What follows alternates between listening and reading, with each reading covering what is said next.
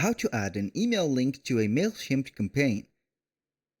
How to add an email link to a Mailchimp campaign. Hello guys, and welcome to this new tutorial. In today's video, I'm going to show you how you can create a campaign into your Mailchimp account, and also how we can add or insert a email into it. So it is going to be or the email link, I mean by that. So we are going to head over Mailchimp.com, sign in for an account.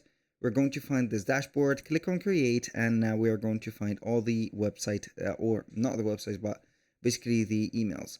So either you are going to have some default, not some draft campaigns or emails. You can go ahead and choose from template or from scratch, doesn't matter a lot. So I'm going to choose from a template. So I'm going to choose one of the free templates, of course, and then we are going to add it right away. So I think that these are going to be paid, so I'm going to choose this one. So we are going to wait for the editor. Now here, as you can see, this is the editor. Now this is our email template. Now what can we do basically to add the specific, let's say, link? It is going to be very simple.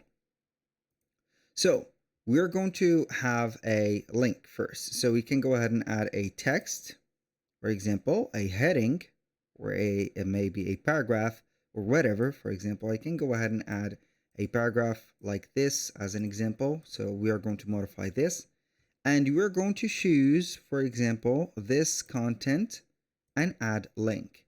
So the link is going to be email. So we are going to click on this drop down menu, email, and type in the email. For example, test@gmail.com.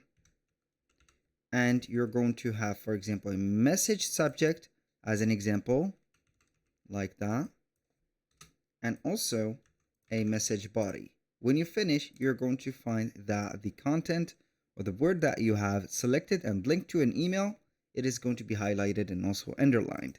That was pretty much it for today's video.